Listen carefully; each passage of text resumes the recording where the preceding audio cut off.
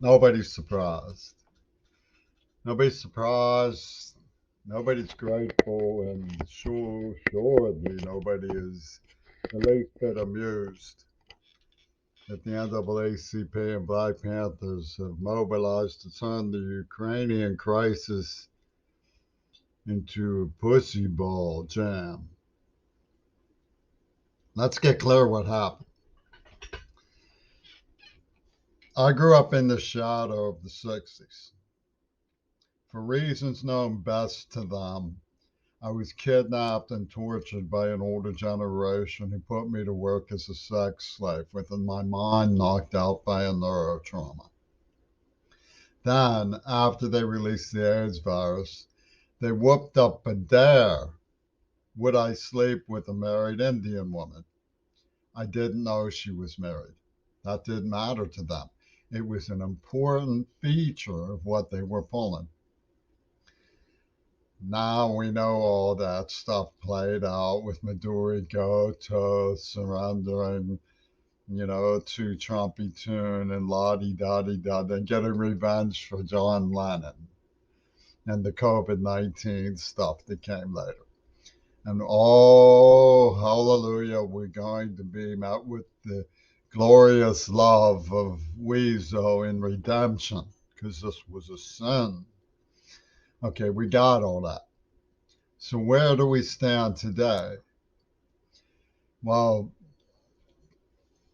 the trip dude in Moscow went against the will of the people, supposedly to make the Ukraine permanently neutral in the east-west divide of the superpowers. I mean, you can argue that some of our refusals and endurance towards them played into it. But the bottom line is that the leadership of the West is right. Putin didn't have to do that. He didn't have the right to do that.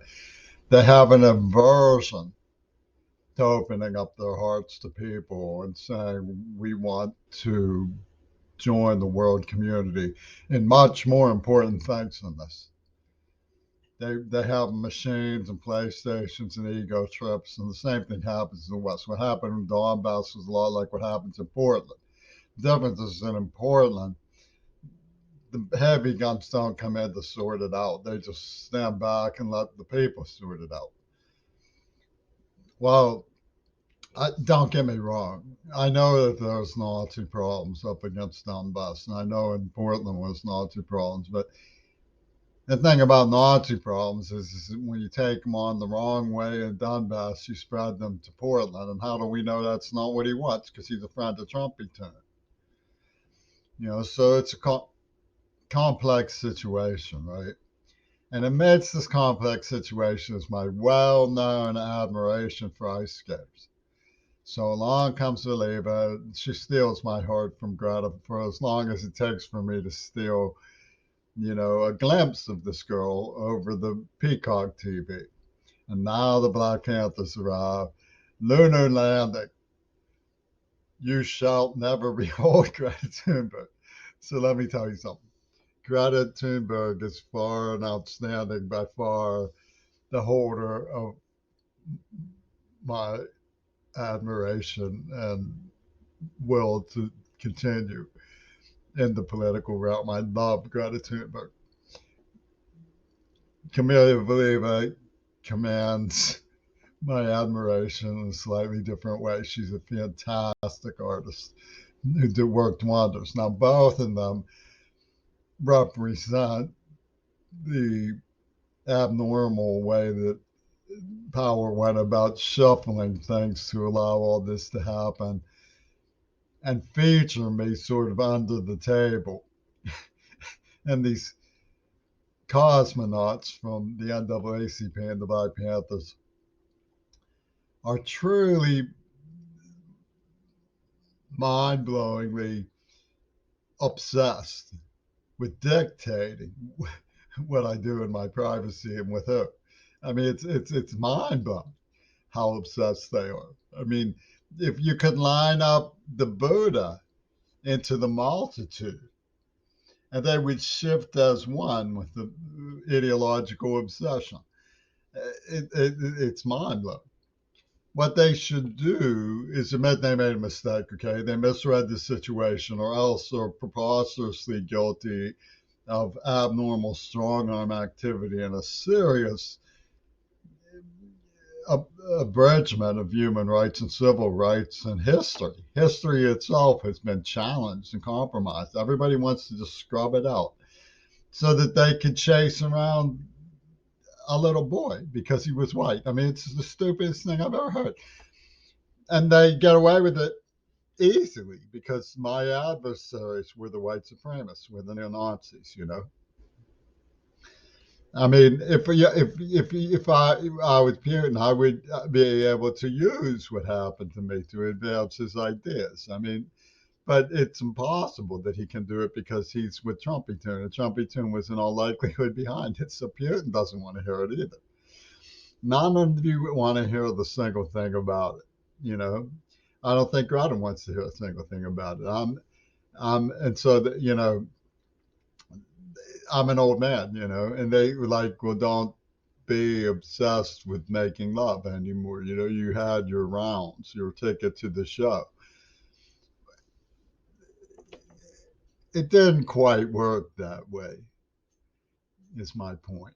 But, you know, people can read me. It's the world hasn't gone completely apart. You can see what happened by reading me, and history can be saved a little bit. We don't need to get into the nuclear trauma over, you know, the tin pot fascism of the NAACP and paranoid times. I mean, the goblins of Seattle are so far gone, you can't reason with them.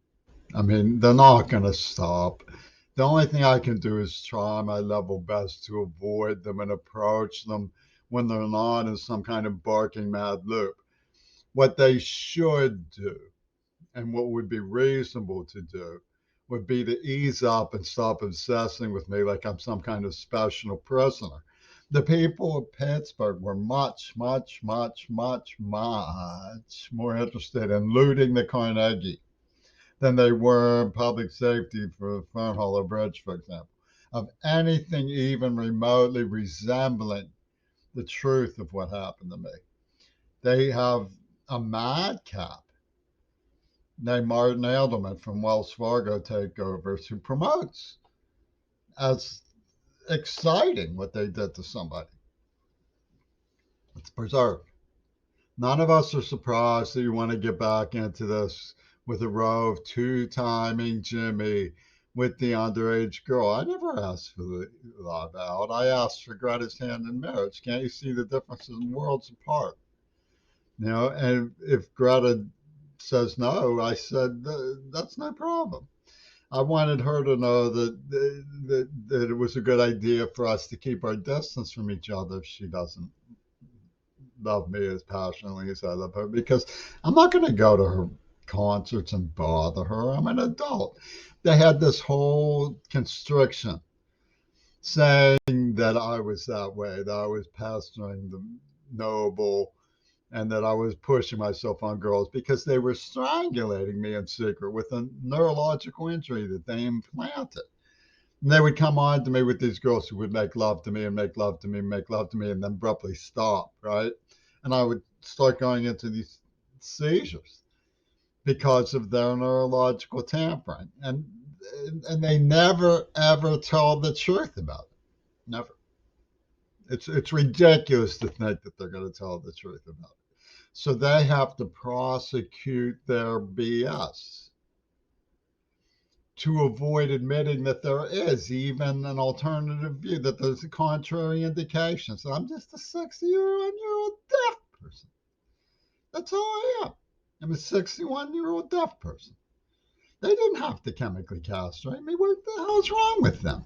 They didn't have to set up a peep show and tell some woman, go seduce them and tell them the next day that you're married so we can get even for the Japanese. What gives?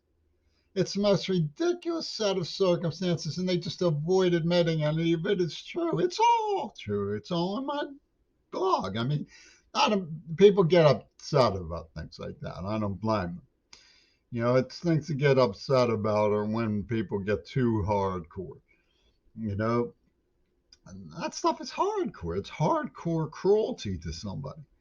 And the way they have it fixed is that the media spotlight is for the good if you forgive, And what's this about a noble denouncing the idea that Putin is a noble adversary when they want me to make good with a Klansman who tore my head off, with neurological uh, sadists?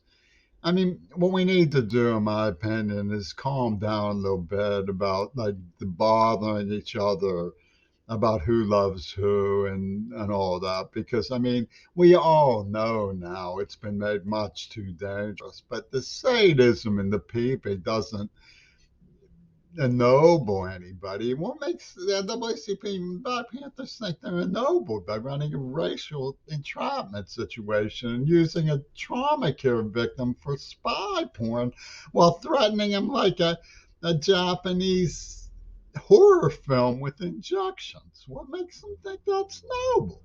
It's the most ridiculous thing in the world. Nobody's surprised. Nobody's surprised. Yeah, don't think any of us are surprised.